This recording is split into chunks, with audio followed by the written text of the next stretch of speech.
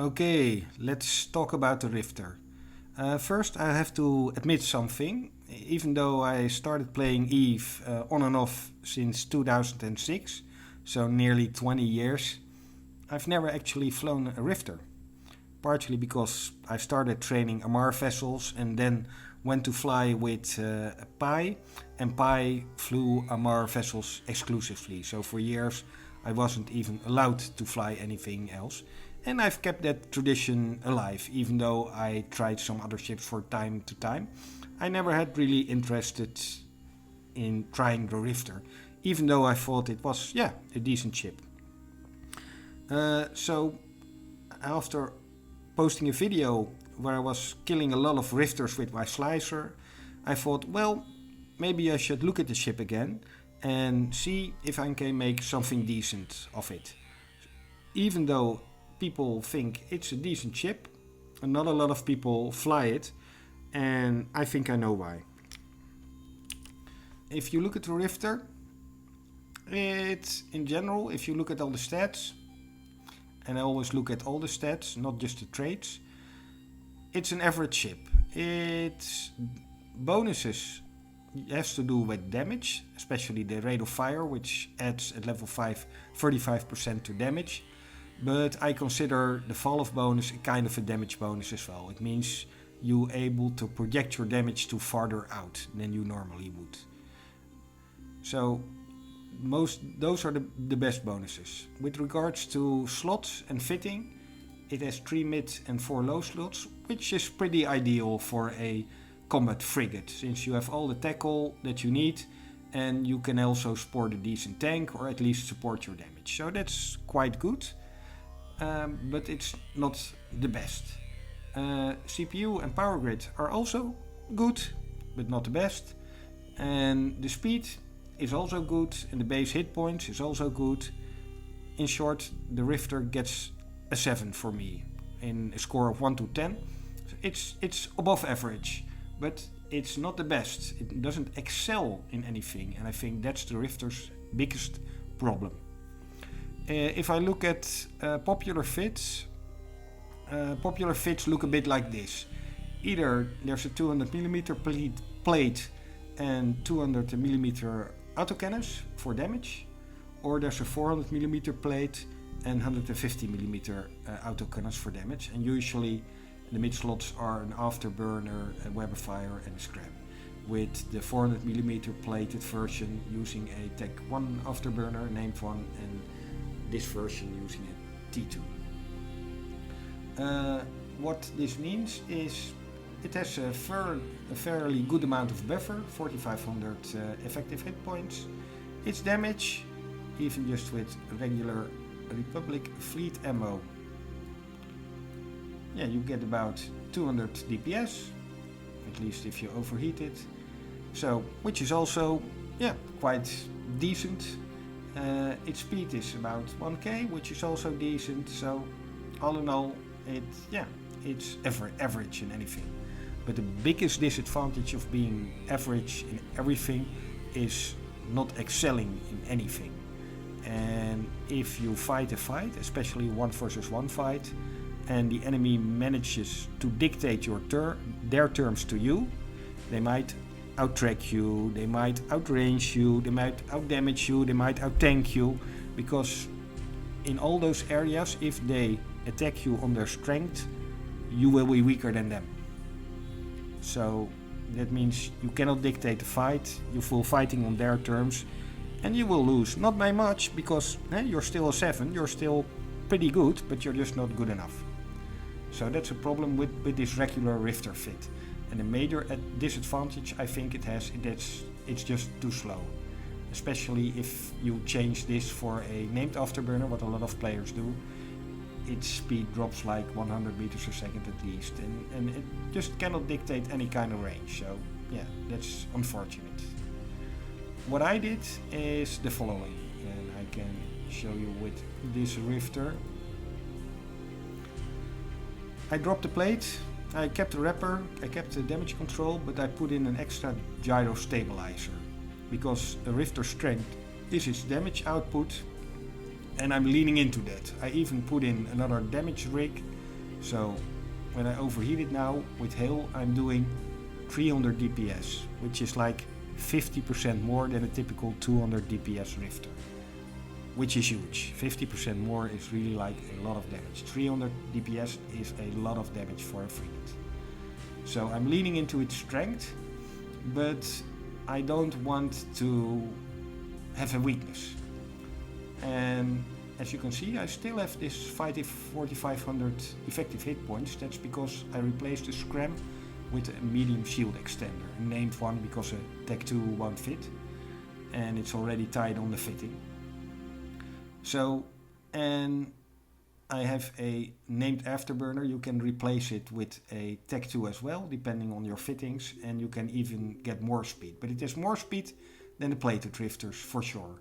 Meaning you can dictate range better. You may be able to dictate better range versus blaster ships and stay away from them. But if you have scram kiting ships, you might be able to approach them a little bit more. But even then, your fall of damage is quite good, because besides the damage rig, I've put in 2 fall off rigs. So with hail, you see the fall off range is 10 kilometers, so you're still doing 150 DPS at 10. But if you load barrage,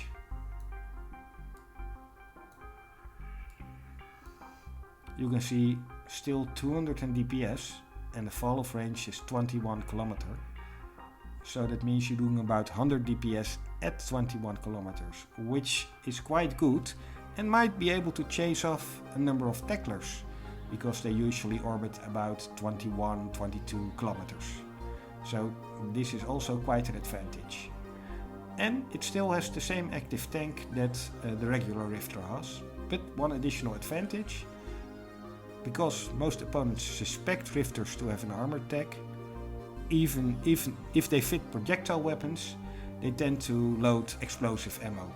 Or if they fit rockets, they tend to load explosive or kinetic ammo, because they want to pierce your armor tank, but you actually have a buffer, shield buffer. So that can absorb a lot of additional damage if you play it that way. So that's basically the fit. Of course, the lack of point means you have to convince people not to warp out immediately. And besides damage giving you an advantage in breaking a tank or killing someone before the reinforcements come in, having a lot of damage also gives another additional advantage. It's shock value. A lot of people, if you put a lot of damage on them fast, they go into shock of some kind. Even just for a few seconds, they hear all the beeps, they see their armor going down suddenly, they click on their tank, they're trying to activate everything, overheat everything, whatever. But in short, they're like a few seconds when they're not paying good attention, and they're not seeing that you're not pointing them. And by the time they do see it and they think the fight is lost, by that time it's already too late, because it takes like 5 seconds to warp, and 5 seconds is a long time when you have 300 DPS coming down on you. So that's the basic idea. Overwhelm and shock them with damage. Make sure that regardless of what opponent you meet, even if they're close, if they're brawl range, if they're scram kite range, or if they're kiting, you can still reach out and put some damage into them. So let's take it out for a test flight. Oh, maybe before I actually take it out, here you see I have a little bit CPU and grid left, but if I put in a Tech 2 afterburner, you need some fitting implants. I use Geolution core augmentations myself. I still have a lot of them, never used them before, but this seemed like the ideal time to try it out with like a Tech 2 afterburner. And of course, this is like a really cheap. I bought one of these for 1.5 million at MR, a 3% additional damage multiplier. So that's the way I'm flying them currently, and let's get into some fights. So in this first fight I'm spotting a comet, so I immediately load hail, and suspecting it's a blaster comet, I try to keep him at range. As you can see, he immediately approaches me and comes and flies right on top of me. But after that I slowly pull away from him, just because I'm a little bit faster. This is the advantage of the speed I told you. And you can see he's already in structure while I still have my shields, so he must be worrying. Activating my wrapper in time, and this is the advantage of shooting explosive versus an armor tank while he is shooting kinetic thermal. So my damage, because it's so good, I just beat out his tank and beat out his damage as well. And the buffer helped me to survive for long enough. So far so good, working as expected in this fight. Okay, let's try another fight with a comet. This guy is coming into plex while I'm still repairing my modules, so I'm a little bit of a disadvantage from the previous fight. But the advantage seems to be that I'm already starting at a bigger range, so I should be able to get some good hints in before he gets to his optimal. But he closes fast, as you can see, and I'm already having him almost in structure while I'm still at half shield. But once he gets into range, he's piling up that damage fast, and it's basically a damage race. My superior damage against his tank against his superior damage against my poorer tank. And in this case, it was a 50-50 chance, but this guy definitely had a better damage than the last comet. In this fight, another comet, but you can see a difference in tactic and how small decisions can have a big impact. Because this comet starts at 0, but immediately I take some range and he takes some range as well.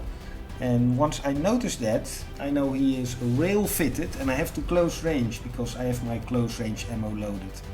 And even though I'm slowly approaching, it's way too late and his damage is too good for me.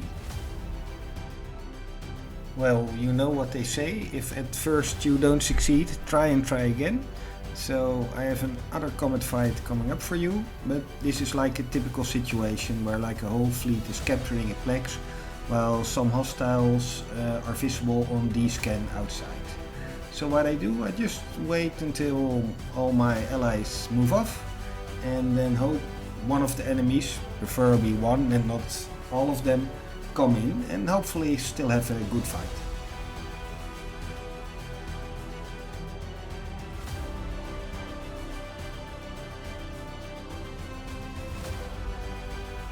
So it took some good 2 minutes of waiting, but yeah, sometimes you have to have patience if you go out fishing. And I immediately noticed this comet also taking range. Dus unlike the last time, I have my afterburner already overheated and I'm now starting to approach him much faster than the last time. Even though I still have hail loaded, so I'm still doing the same damage at range. And I'm seeing a lot better result, especially as he starts orbiting, which allows me to close a little bit and some of his shots miss due to the orbiting. So in this case, even though it's a close fight, I managed to kill him before I'm destroyed. Okay, we've seen some fights against the faction frigates.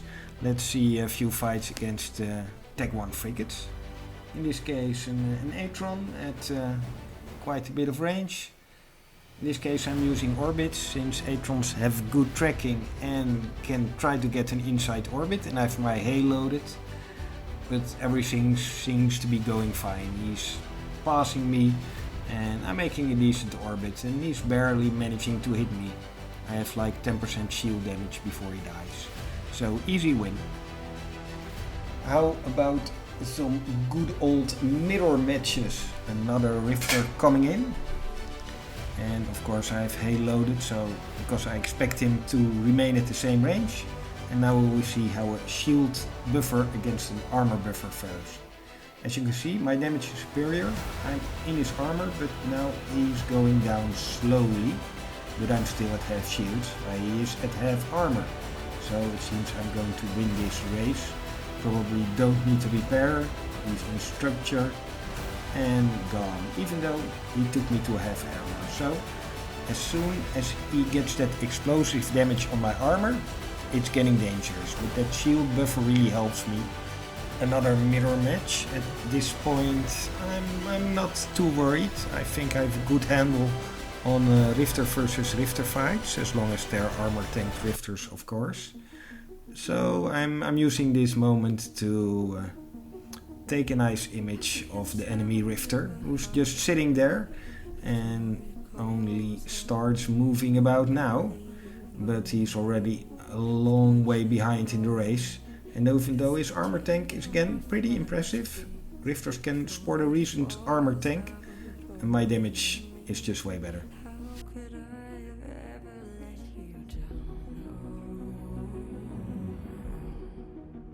Against regular Tech 1 frigates I haven't lost a fight yet, and against faction frigates it's about 50-50 I noticed with these Rifter fits. Against destroyers also about 50-50. But tier 1 frigates usually don't stand a chance, even if they can be really powerful, like this slasher with a tracking disruptor that's trying to orbit close. But because of my decent speed, even though it's approaching me and the enormous damage, I can still take it down very fast before he has a chance to respond. Okay, since you haven't really seen the ability of this Rifter versus Kiters, I can show you this next fight. In this case I see a slasher outside the plex. There are a lot of enemies about and it immediately approaches me like 5 kilometers a second. And I have hay loaded, so I expect him to hard tackle me, but he doesn't.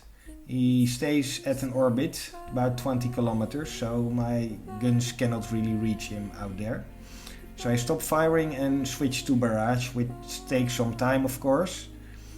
Yeah, I notice he stays at 20 kilometers. And I prepare for friends to come in. So I choose a good point to warp out to. And once my barrage is reloaded, I will see how much damage it does. In this case the slasher has a Tech 2 medium shield extender and a lot of shield rigs, and barrage is doing mostly explosive damage, so it's the worst damage type to do. Slasher is also fast and has a small signature, so you see a lot of grazing shots. But it is enough to slowly break to his tank. And I hope I'm fast enough, because the first other hostile is already coming in and approaching. The slasher briefly approaches but thinks better of it and takes some distance again. And I'm still keeping aligned and hoping I can take out the slasher with my barrage. And I'm now overheating it because it's at his massive, or at his peak recharge rate of his shields, and then it comes in and tries to hard tackle me, which is good since my shots will hit a lot harder. And now it's moving back again, and I hope to warp, but no. And it's moving in again, thinking his friends are about to tackle it, and then it's down and I warp, and the fire tail, even though it was within 5 kilometers, wasn't able to tackle me. That was my first set of Rifter fight footage. I have a lot of footage left against a lot of different opponents. If you like to see more, please leave me a message.